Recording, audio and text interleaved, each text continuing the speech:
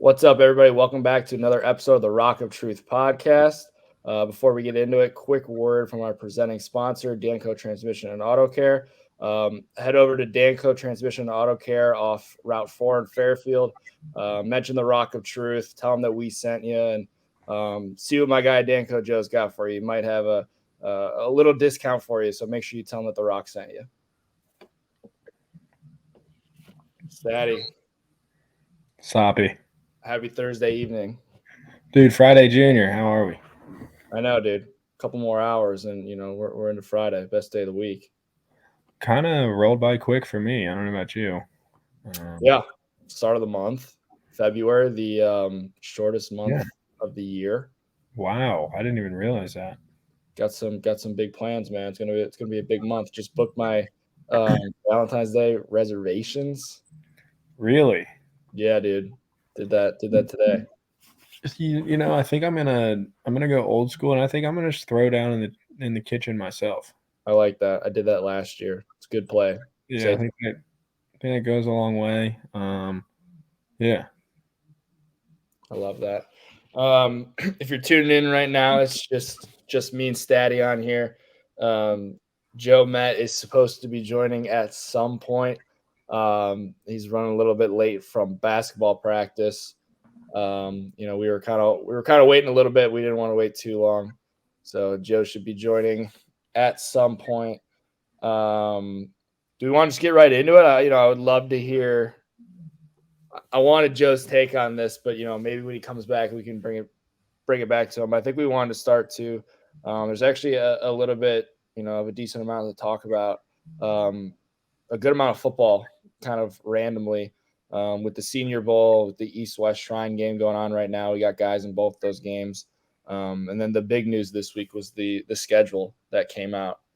Dude, Yeah. that graphic, I've got it saved right here. I mean, you just I know Joe Met would say it all the time, but you look at just the logos of the teams that are on the schedule, and you're instantly like, "Holy shit!" Like this is like, oh, this is legit. Like here we Yeah, go.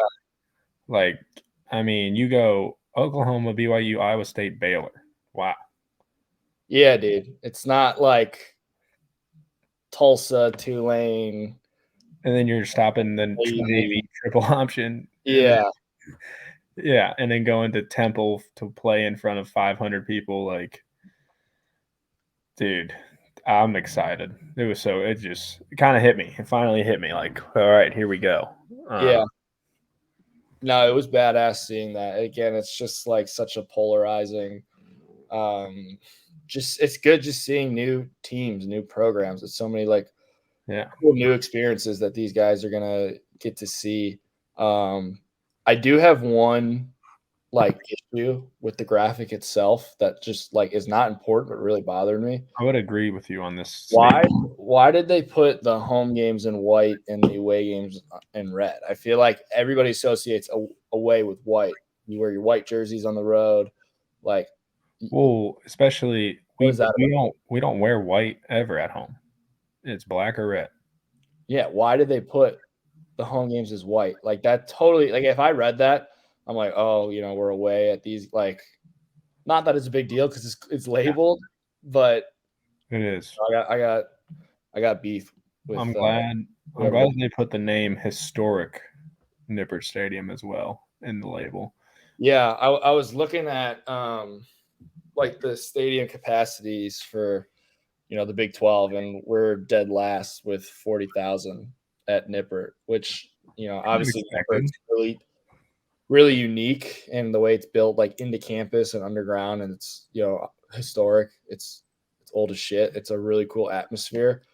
Um, but that is a little bit of an issue. I feel like you don't want to be the it creates a cool and different atmosphere, but you don't want to be the one who's got like the smallest stadium in the conference. I wonder how Fifth Third compares to the other arenas too. But I mean, I don't know. Like, I don't have an issue with it. It is what it is. We're new. Did you see the cool graphic that I think you sent it too, and I saw it on Twitter of they like it's hard to expand that stadium, right? Because the way it's built, you can't really add on. It's kind of tucked into everything. You'd have to kind of move stuff out, but they kind of, oh, look, here he is.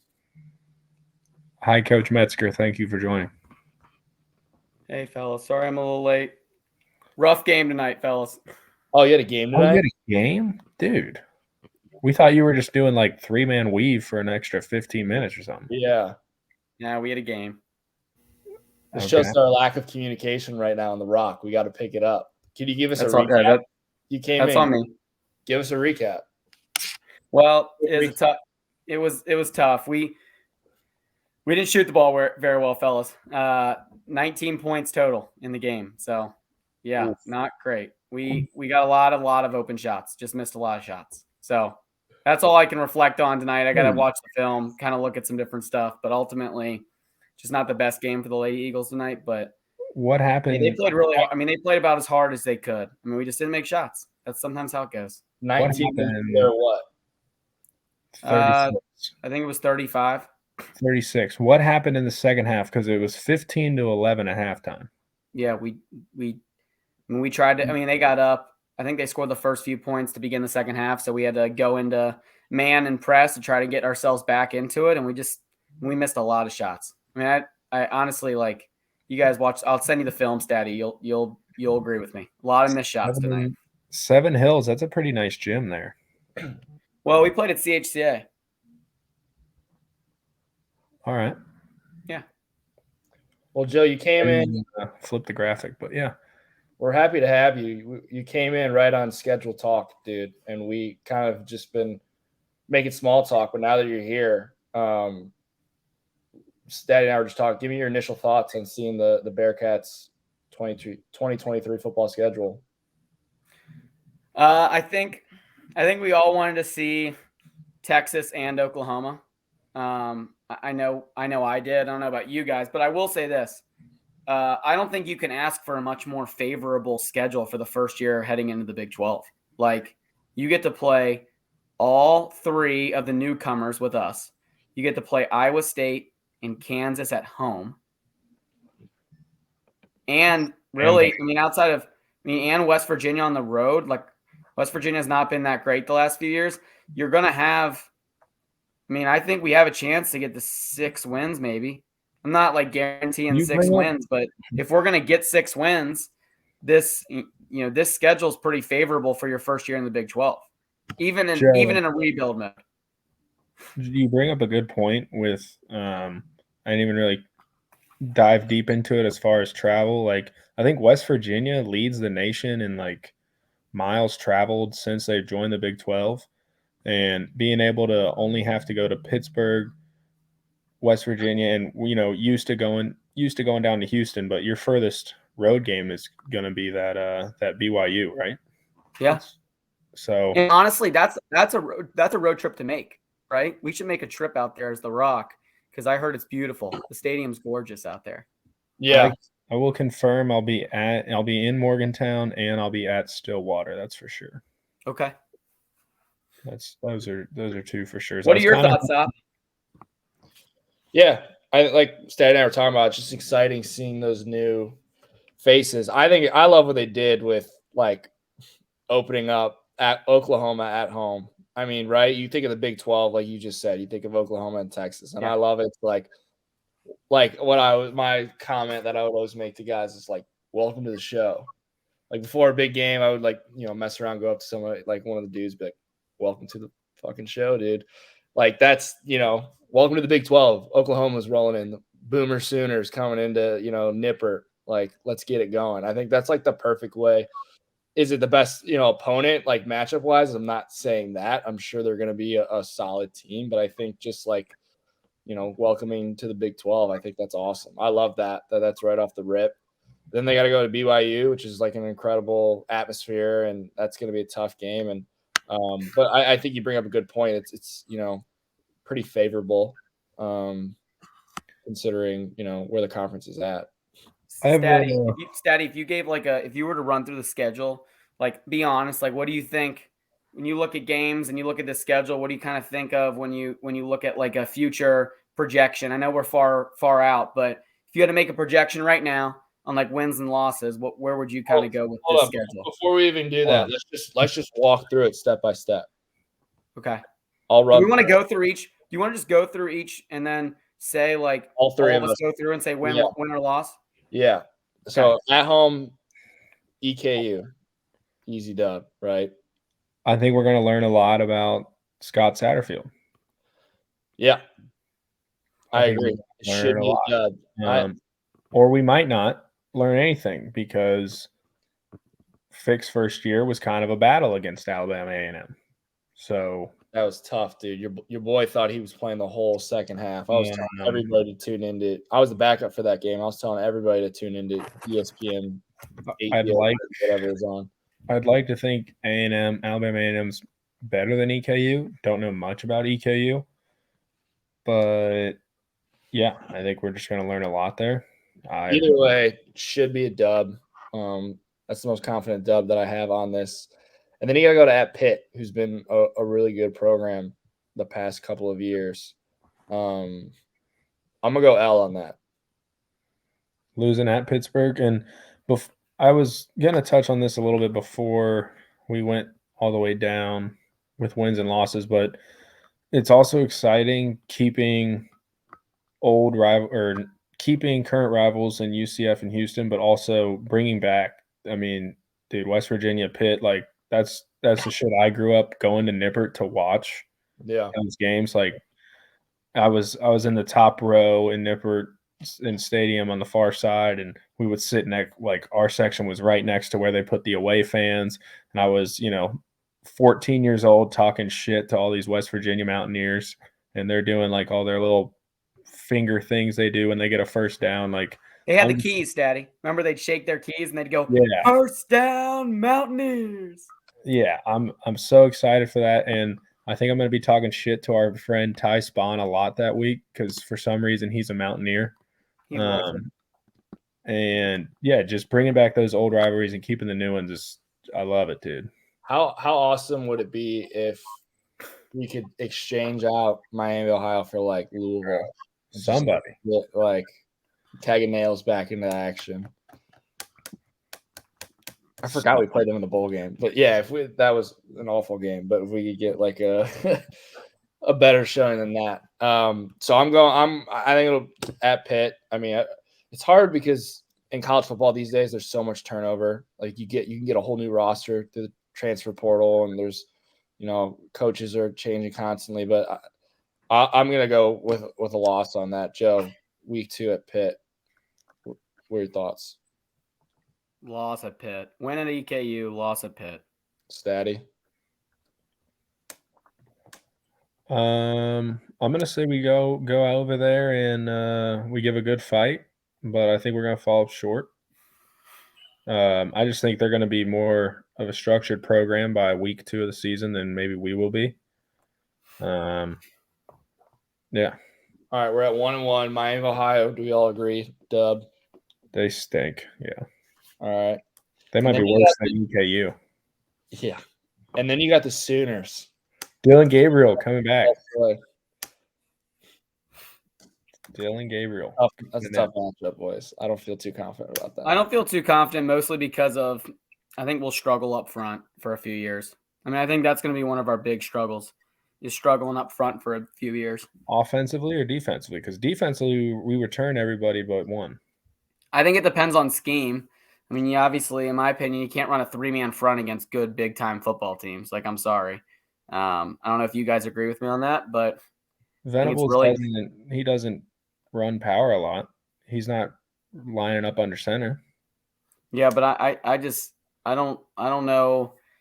I don't know if like I feel like when we play big-time Power 5 teams, like we tend to get like if we play that 3-man front, we tend to just get dashed. It's been SEC and Big Ten. They run the football. Yeah, but I mean, how do we know that Oklahoma's not going to run the ball under Brent Venables? They started running the ball a little bit more last year, didn't they? I don't know. Maybe because Gabriel wasn't too great early on in the year, but they also. If you look at teams like defense. If you look at teams like Iowa State, I mean UCF, they did really well running the football against us last year, and they're in the American. like good football teams. I mean, I know Dave Aranda, I think it is, at Baylor. They run the football a good amount. Yeah, Like they do. I They're really know good. the Big 12 is known for like high flying offense and stuff like that, but like Lincoln Riley's gone. I think there's like Texas is going to be gone in a year. I'm sure there's still going to be some high flying offense. It's going to be different than the Big Ten, the SEC, but I still think when you're playing Power 5 teams have Power 5 looking offensive and defensive linemen. And I think our defensive line will be pretty good this year. I do think that because we bring back so much talent. But from an offensive line standpoint, it's just really hard to move the football when you can't establish a run and you can't block anyone. And I'm not coming after anyone, but our offensive line for a few years has not been very good. And I don't see it getting better in one offseason. I don't know if you guys agree with me or not, but it's hard to beat good teams when you can't run the football and can't block people. Yeah, that's why I was getting at my question. If you thought more offensively up front or defensively, we're going to struggle. I'd love to see who Oklahoma's Week 5 opponent would be. Maybe they overlook us. Maybe. Yeah. Let me see. I think I got it here. Oh, we're getting deep in the weeds. They're playing. They got Iowa State after. Dude, they don't play anybody. They go Arkansas State, SMU, Tulsa, Cincy, Iowa State, and then Texas. Wow. They're just gearing up for Texas basically the first 5-6 games of the year. Do we all agree this is an L? I think we give them a shot. I think we're at 2-2. And then Stady, I kind of want you to take the W. That's kind of how I want you to roll with your gut. You know what I am? Because Week 4, we're going to have a rhythm. We're going to know who we are. We're going to come off of a tough Week 2 battle. But we're going to whoop the shit out of Miami Week 3, get our confidence back up. First Big 12 game ever as a university, and Oklahoma's last trip at Nippert. And thank you, Aaron. Do we forget where this game's being played? We lost to Tulsa at Nippert this year, didn't we? Who do we lose to at Nippert this year? Tulane. Tulane, that's right. I get them all mixed up. I've got them mixed up. I said Tulane, Tulsa. All right, so we're at 2-2. Stays at 3-1, and then we got to go out to Provo. I think we're going to struggle big time there. All right, that's each a loss. You want to talk about big dudes up front, Joe Matt? Yeah, they're like 28. Big 28-year-olds. Yeah. All right, so we're at. I see us not winning a road game. I think we're going to beat Iowa State. Yep, I agree. So we're at like 3-3. Baylor. Daddy, you got them beating Iowa State? I like us beating Iowa State in by 17-11 football game. That's awesome. Baylor's a tough matchup. Dude. It's an L. I love that coach, dude. He's sick. Yeah, he is awesome. We'll give that the L. Stillwater. Halloween. Halloween weekend. It's going to be a night game probably. It's their homecoming game. Homecoming? Yeah, it's going to be a night game. Probably. L. Yeah. I'm going on the road with the team. Stady will be there, though. Stady, do you think it's a win since you'll be there? Like, you trying to, you inspire the guys? No. Do you think they'll bring you in at, halftime to give a speech or, possibly pregame? Like a Stady Daddy speech? I mean, I'll probably be pretty intoxicated, so I guess I could give a good one. I love that. But, no. And then we'll have UCF at home. I got a feeling that'll be our homecoming. Fuck UCF. We'll beat them. And then at Houston. Well, hold up. Stady, what do you think about the UCF matchup? I have no idea, dude. I think they're going to be good. I think a loss. I think you try to skip over that too quick. I'm going with another loss.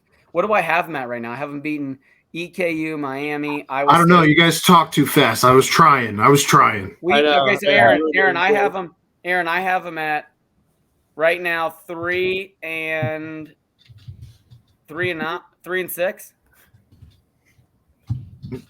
What do you have them at, Stady? I'm 4-2. No, we've gone through 9 games.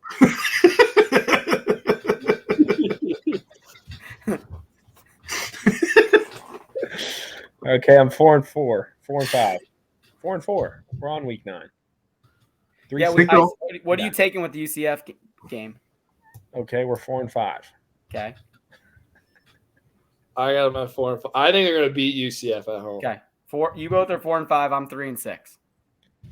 Now, I think the Bearcats are going to go back to back on the road and get it done against 2 awful programs, dumpster fire programs right now. Absolute dumpster fires. I don't know. I call Houston a dumpster fire, but What do you mean? They're fighting on each other on the sideline. Dana Holgerson, Red Bull, vodka. I think it's a win at Houston. Holgerson's the biggest loser ever, and that's fact. I'll give us a win at Houston, and then I'll give us a tough loss at West Virginia. Dude, if we lose to them, we're in bad shape for a long time. Listen to this. I'm gonna try and stay positive. Usually I can get kind of negative here, Aaron. I'm gonna go positive. We're gonna win on the road in West Virginia, and then we're gonna go beat Kansas at home, and we're gonna finish 6-6, and we're gonna go bowling. And we're gonna go back to the Meineke Car Care Bowl. Is that still a bowl? I don't know. I feel like they end up in a mayonnaise bowl or something. Yeah. I'm gonna give them 6-6 too, and they'll end up in the Flint, Michigan Mega Bowl. That's what we're don't drink the water. You guys Flint, got Michigan us. Mega Bowl, 3rd place. I want to go back to the Hawaii Bowl. Yeah. What'd you guys Stady, say? We're losing. Stady, what you got on Kansas, Stady? I said we're gonna win 2 in a row. I don't know if we're gonna win 3 in a row. So Dude, I got a lot of losses at Nippert. What the fuck? I don't even know who our team is. So if you take the L against Kansas, you finish at 500, just like everybody else. If you take the win with Kansas, what's that going to be? 6-10, 7-5. Bro, your math is no. I'm saying win percentage, dipshit. What's 7-5? What's that percentage, Aaron? I'm not good at math. It should be somewhere around like 58. 7 divided by 12. I got you, bro. I got my calculator. 58. Yeah, wow. Good for you, Aaron. 58. I was still off with 6-10. All right. Yeah. 7-5. God. Hey, you never know though. Wasn't TCU predicted like last in the conference before this year? Something like that. Dave brought up on the BCJ tonight that Connolly, I think it was Bill Connolly, said that 9 of the games that Cincinnati's going to play in are going to be coin flips. And if you tack on EKU and Miami as automatic dubs, that means 9 of your remaining 10 games are coin flips, according to an analyst. So for whatever that's worth. Yeah. I think he means he puts that within like a touchdown. But yeah, I think they'll all be like close games. Like we were saying, I think it's a pretty favorable schedule for your first year in the new conference. I think that we should do this all over again after the spring game. Once we know what the fuck this team even is. No, yeah. It's completely just closed eyes thrown at a dartboard at this point. Pretty much. What do you guys think Malik Van's pose in the graphic was a win or a loss? I think he could have done more bicep curls beforehand. Okay. Yeah, I mean, I kind of agree. All right. Well, there's your schedule talk. Big 12. It's real. It's a real thing. It's not just something we keep talking about. Staying present day, though. Joe Met, were you in Fifth Third Arena last night? Yes, I was. Awesome, dude. Can you – big win? Yeah. It was actually huge win. As he leaves. Okay. No, it was a huge win. I thought that honestly, Tulsa stinks. I don't know if Aaron watched it last night. I don't know if you guys watched it last night. They're really bad. Like, there was a stretch of the first 8 minutes of the game where we didn't play Sure, very Matt. well. And I have to watch every game because I do this podcast stuff every night. So I definitely was watching. They were just so bad. Like, I couldn't even describe how bad they were. There was just multiple possessions in the first 8 minutes where they were wide open down the court. Like, they were missing any type of contested layup around the rim.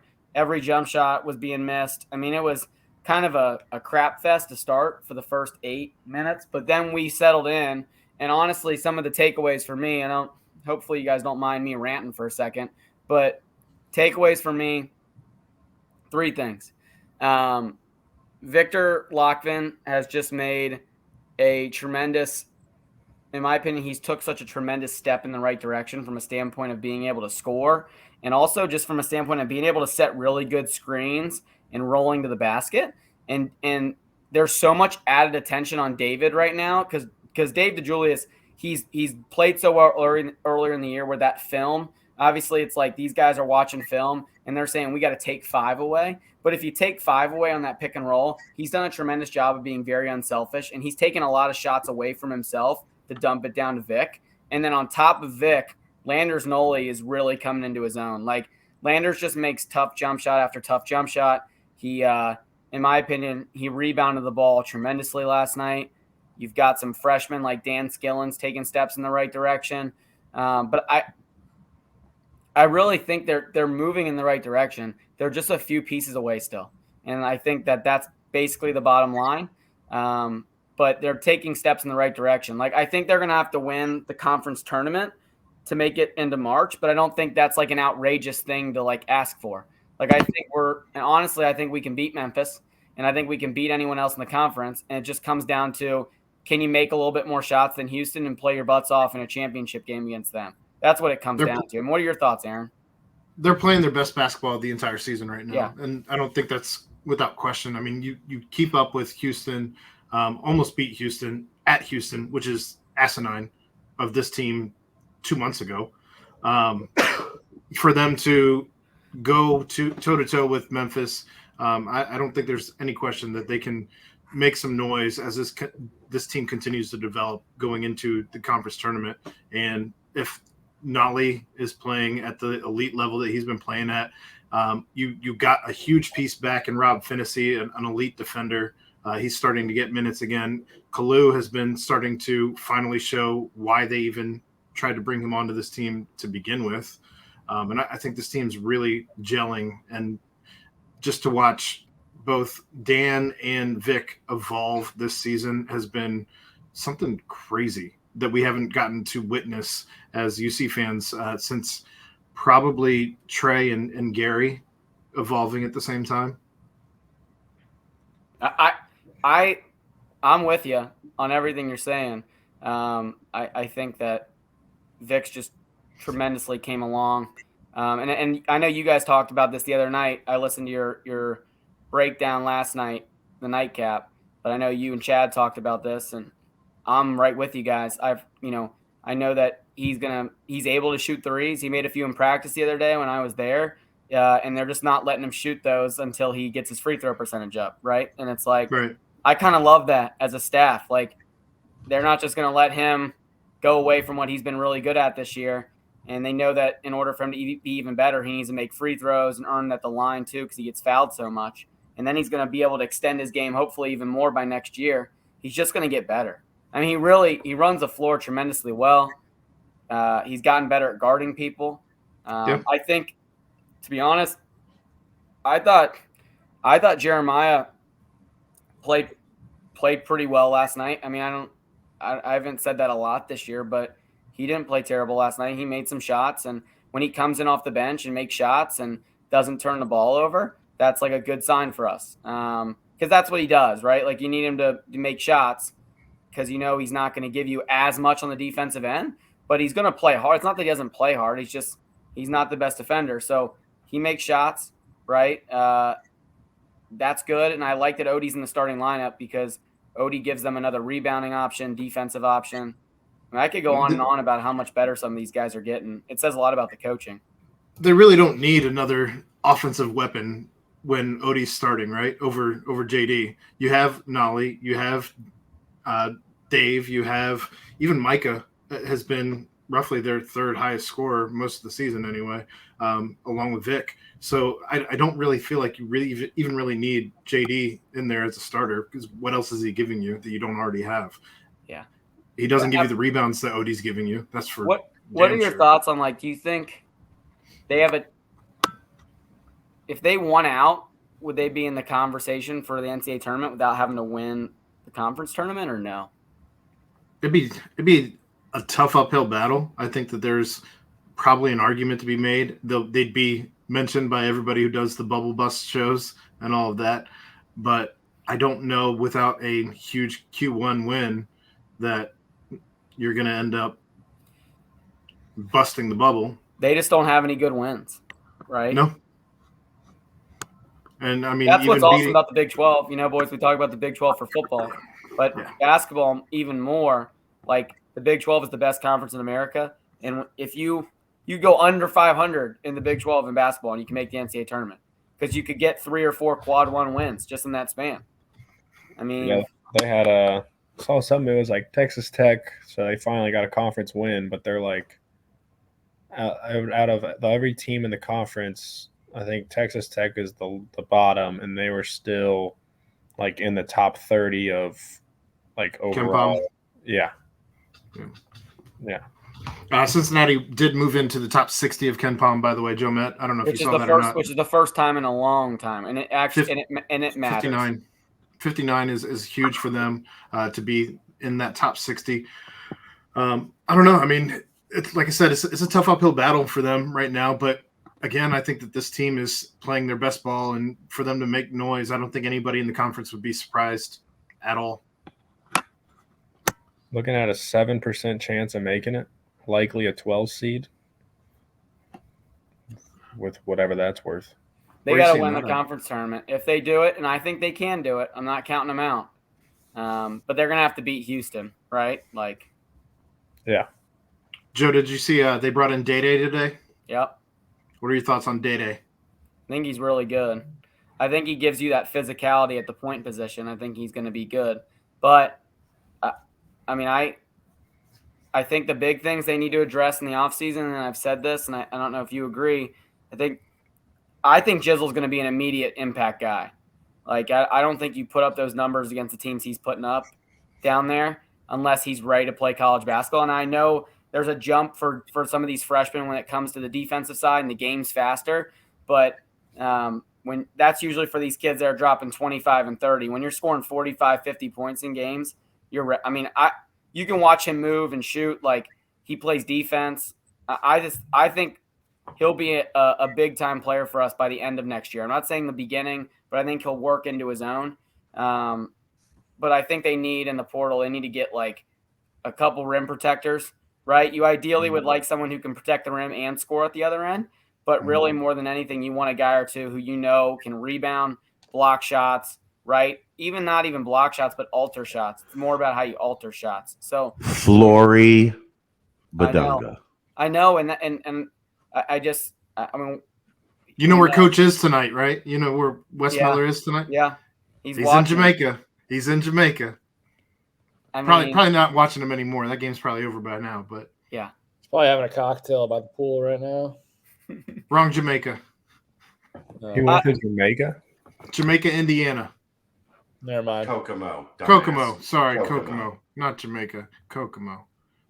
I got thrown off by Dave. I got thrown off by Dave singing the Beach Boys song earlier tonight. If you get Flory Badunga, like Stady, Soppy, Flory Badunga, best big man in the country right now as a junior. Like, he's better than any senior, in my opinion, in the class. He's just he's a freak. He jumps, he blocks shots, he can score, dunk. I mean, if they get him somehow, if West pulls that off, that changes everything going into next year. I mean, it really does. I mean, you play him and Vic, and Landers comes back for another year, and you've got Day and Jizzle and Dan Skillings. I mean, like Josh. I mean, that would be, in my opinion, they could be they would hopefully get back to March, which is the first step. And then, I mean, they're going to get some dudes in the portal, right? Like they're going to have to. Hopefully they can get another impact scorer. But I mean, what do you think they need more than anything? What do you look at and say we need that next year? Rim protection. Probably a big man. Yeah. Not a tall, skinny, lanky one either. Somebody with some bulk like a Yancey Gates or maybe a Coriante DeBerry type of guy. Maybe a little bit more athletic, but they don't really make them like that anymore. Remember when Coriante had that awesome run in the NCAA tournament? He's like a 1 of 1. What'd you say, Joe? Remember when DeBerry had that awesome run in the NCAA tournament? Dude, like he just remember like he was good, but then those last like 3 games of the year he played like his best basketball I've ever seen him play. And but then he graduated and everyone was like, oh. We were all wondering why he was always on the bench. Yeah. DeBerry. I'll give you back your show now. So I mean that's what sorry I talked a little bit much about basketball, but that's what you do. They're getting better. They are improving day by day. I told you guys I went to practice the other week. They've got the right coach. I mean, he's doing the best he can do. I think he's doing a tremendous job with what he has, and they're getting better. And that's what you can ask for.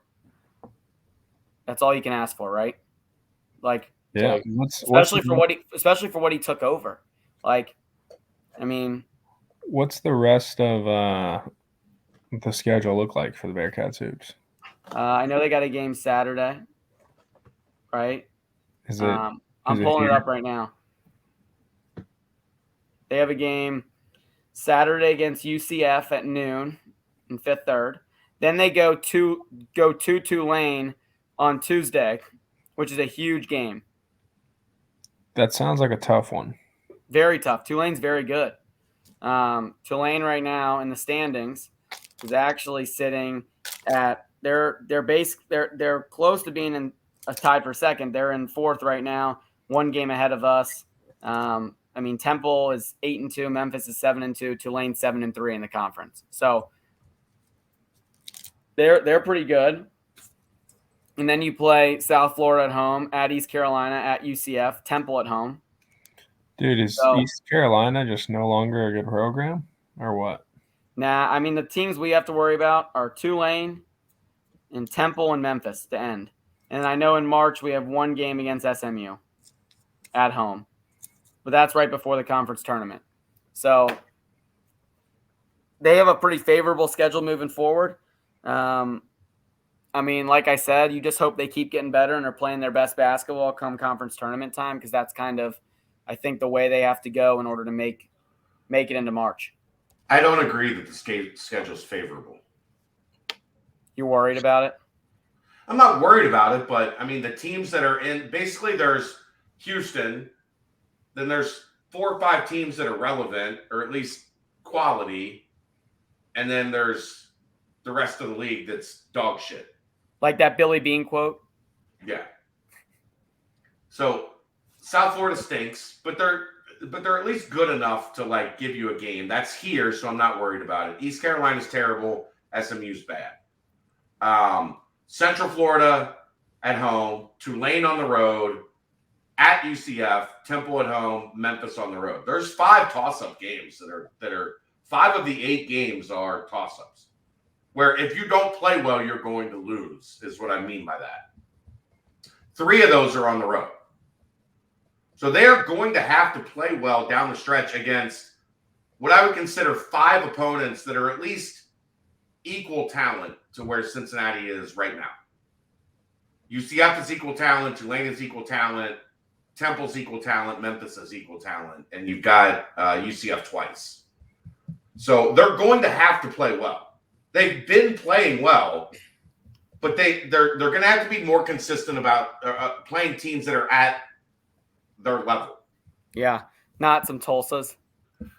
Tulsa was, oh my God, they were bad. I don't know. How are they that bad? Dave made a great point today on the BCJ podcast about Tulsa. He said, if you told me that all I had to do was name one Tulsa player or coach, and the Bengals would make the Super Bowl and win by 50, I would lose the bet. And think about it. They Can stink. you name one guy from Tulsa? Can you name the coach at Tulsa? No. You know his name, actually? Have you looked Is it he up? a new guy? Yeah. It's no longer what's his name? They're It's not really Frank bad. Haith. Frank Haith is actually the lead assistant at Memphis now. That's right. I saw him on the bench. That's right. Yeah. That's right. They're really bad.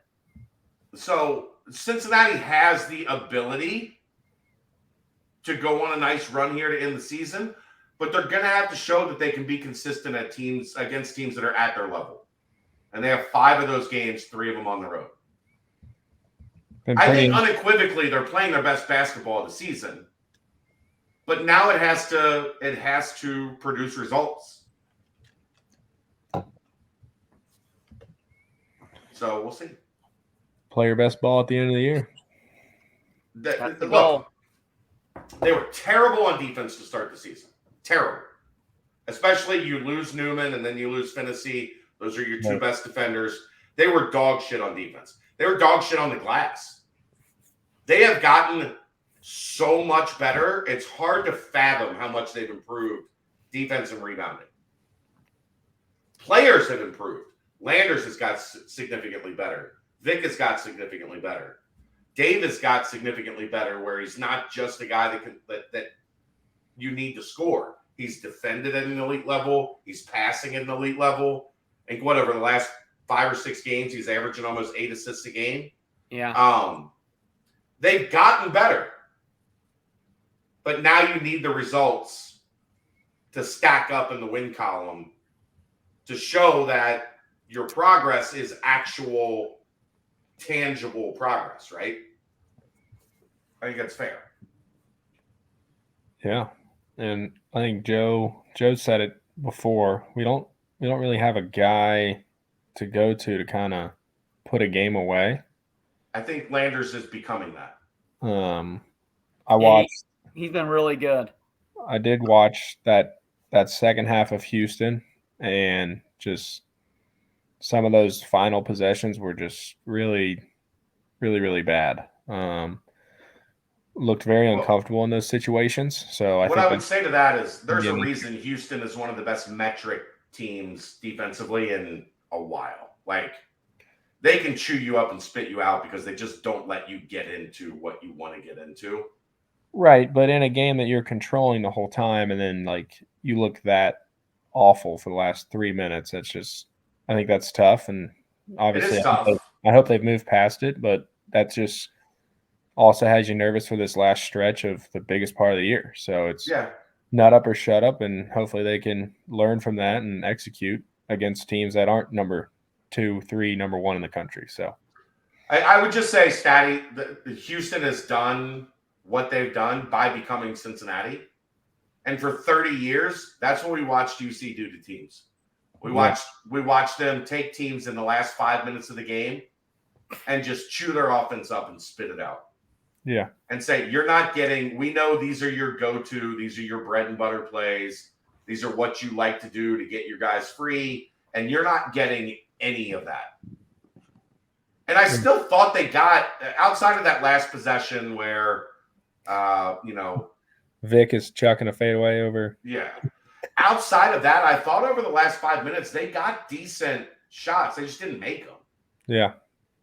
Yeah, I think your tweet, the one you tweeted where you talked about like, hey, their best players made plays and our best players had 3 in and outs. Like, that was a perfect way to describe the end of the game.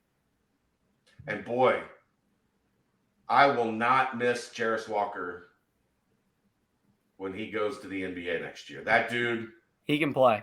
I watched him a bunch in AAU, and you could tell how freakishly talented he was. He didn't have those Dirk 1 foot 17, like step back 17 footers off of 1 foot. He didn't have that. And he didn't have that the first time they played. He reminds me a little bit of Stady Daddy in an open gym. I can see that. Have ever seen Stady Daddy play before? No, but just like knowing Stady Daddy's like physical prowess. Step backs, He doesn't play like a big or like a strong guy. He plays like a guard. Yeah. He fires them from deep. Like there's not a shot he's never seen that he doesn't like.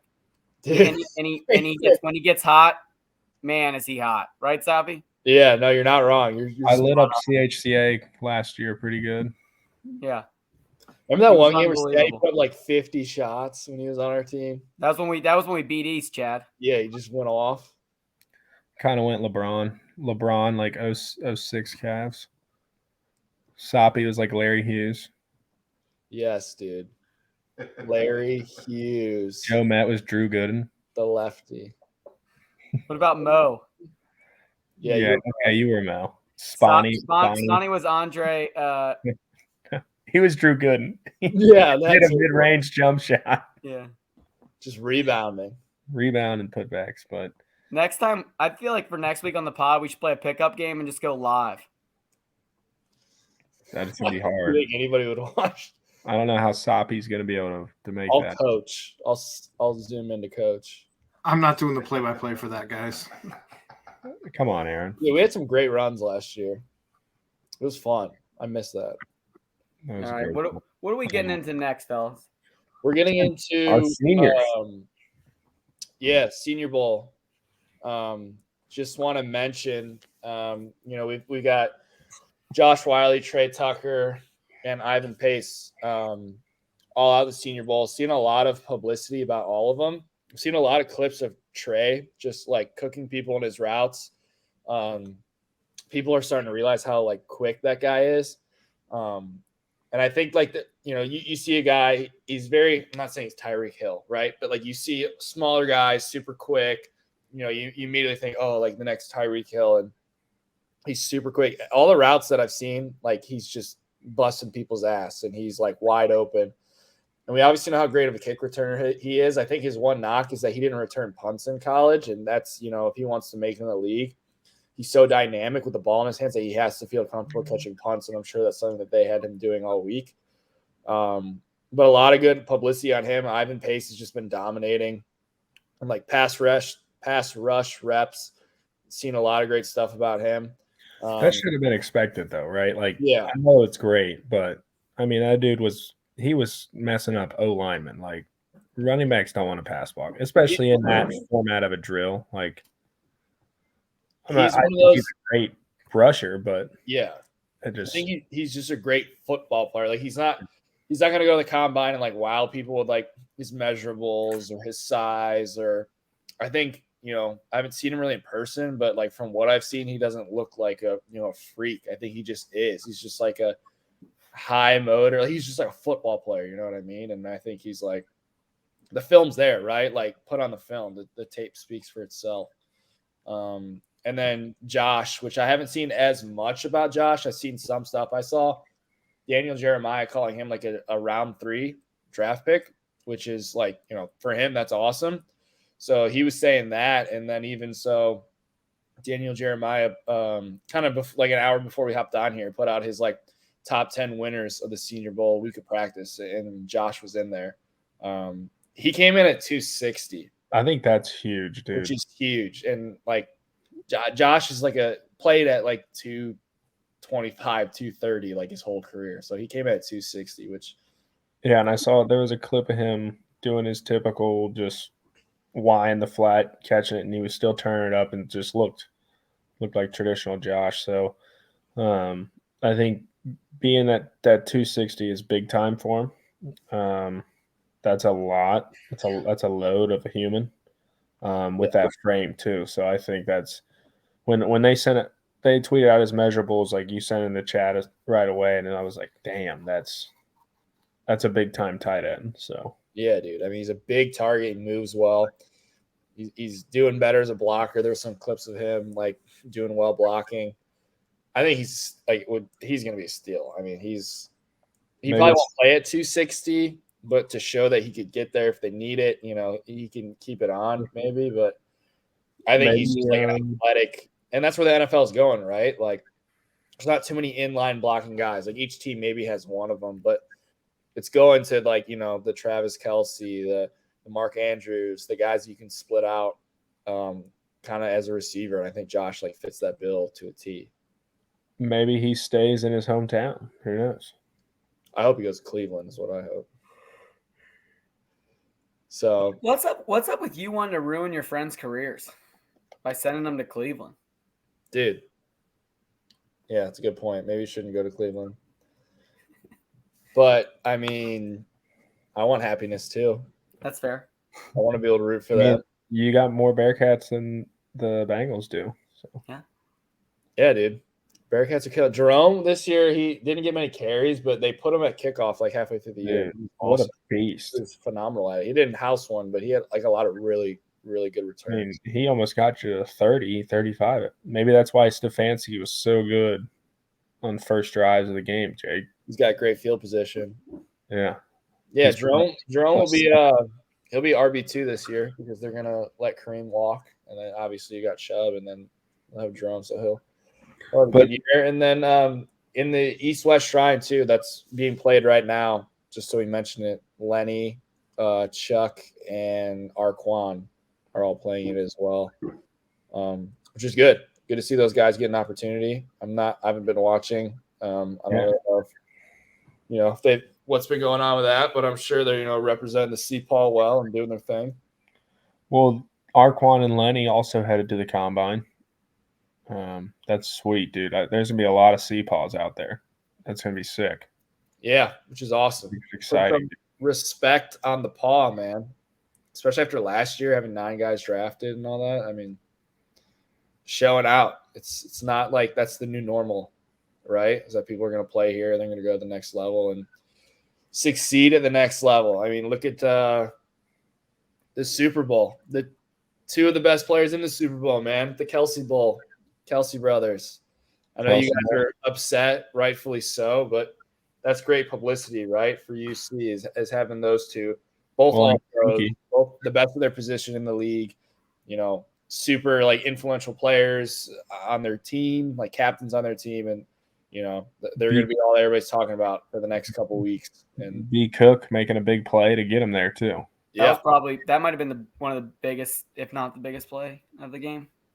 Yeah, big cement. Yeah.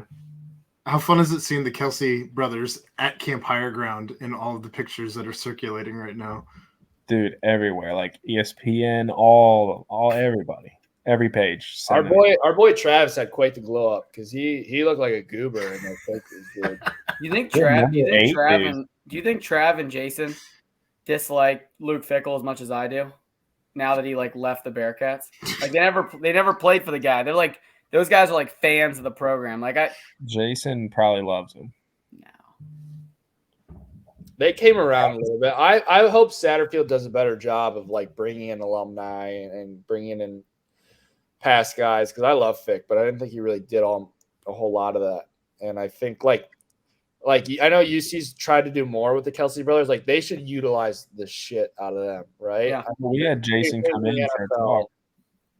Yeah, huge personalities. Like they should be doing anything they can to get those guys back on campus.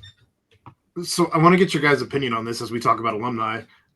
This graphic went out for the class of 24 this week, and I was called old for thinking that it was not a great graphic.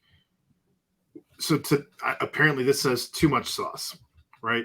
But with it being 2 and 4, I thought it was too much for sauce, and I didn't understand why we're doing that for this class. I thought it was a reach. Sauce isn't here anymore. Nothing was too much for Sauce, unless you're saying college was too much for him. I don't know. I don't know what we were doing here. I thought it was too much sauce. You never heard that song by Future, Aaron? What's that? Have you not heard that song? I'm like almost. I'm closer to 40 than 30. So. Well, then maybe that's why. Maybe that's why. Too much sauce. I got too much sauce. There's a lot going on in that.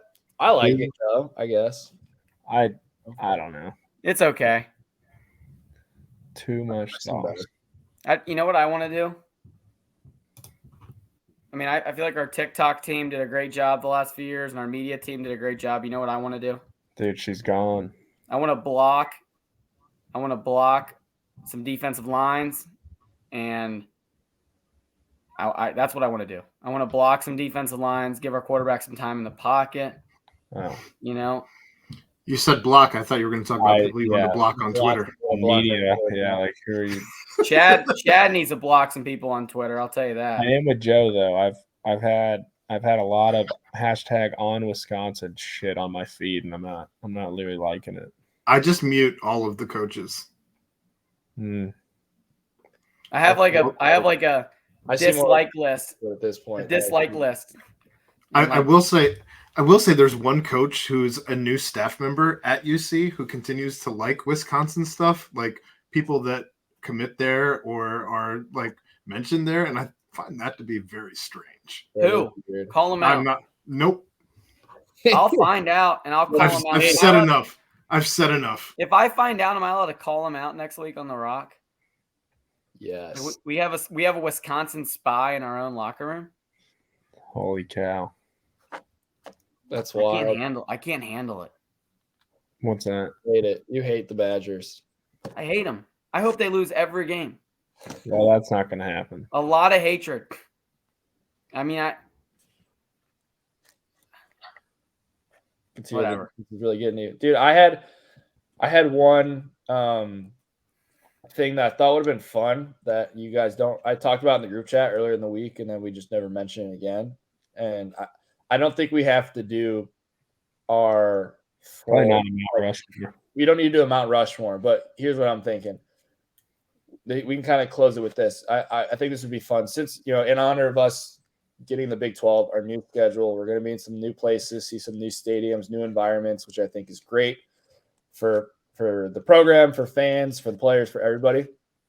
I'd love for you guys to give me, obviously not playing because we're all fans now, but like your top 3 college football environments, that you'd want to go be a part of, go see a game at. In all of college football? All of college football.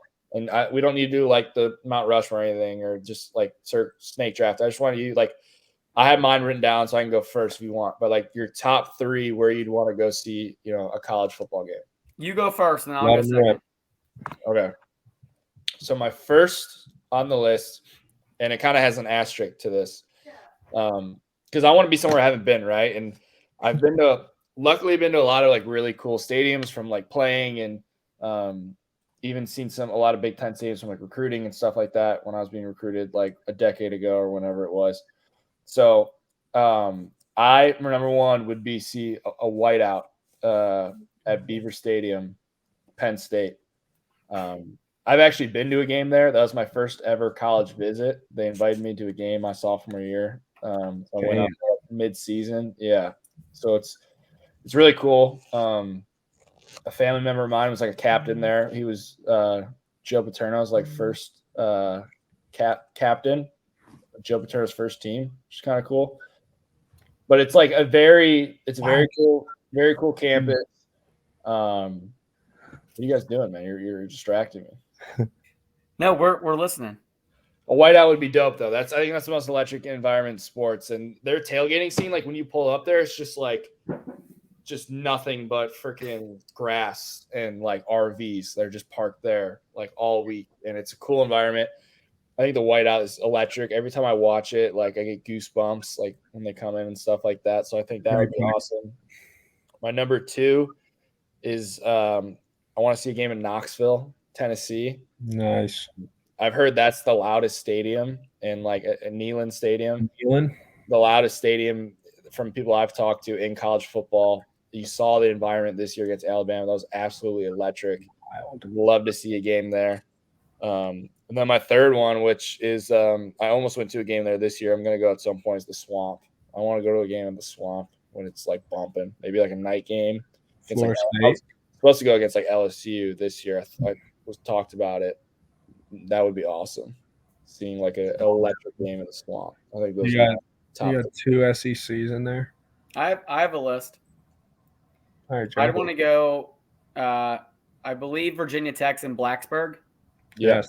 I'd want to go to Blacksburg and watch the Hokies. I think their intro is so cool. So I would like to I had that as jump with them like damn. I could just see myself really vibing in there.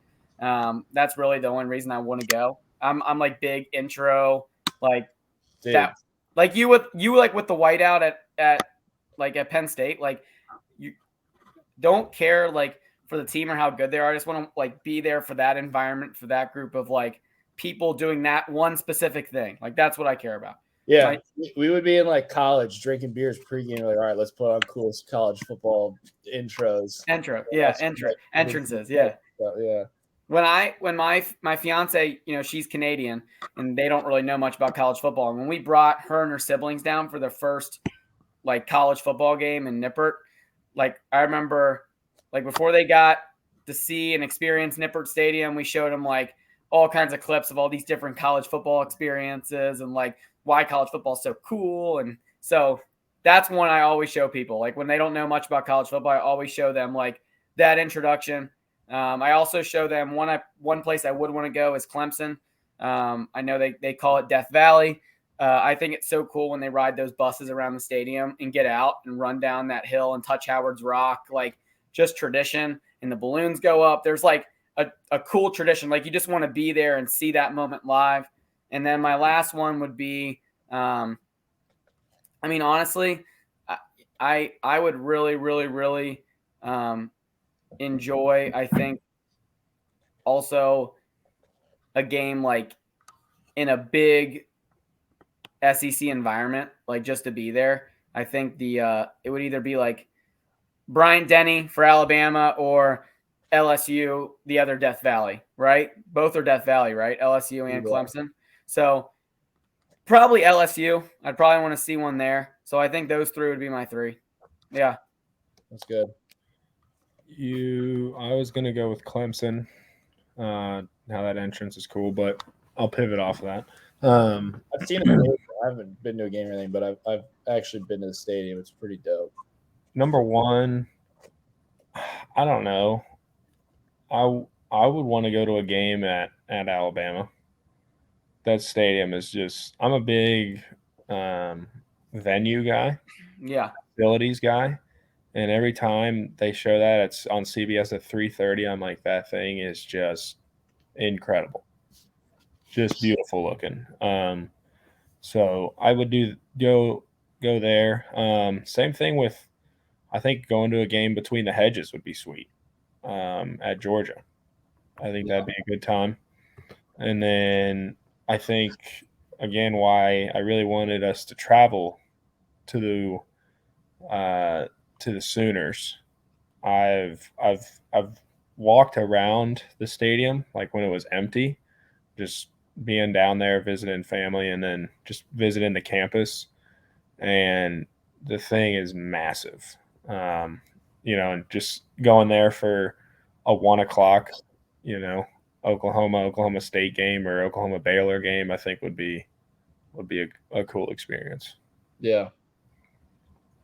I'm surprised neither of you took Camp Randall, the jump around boys.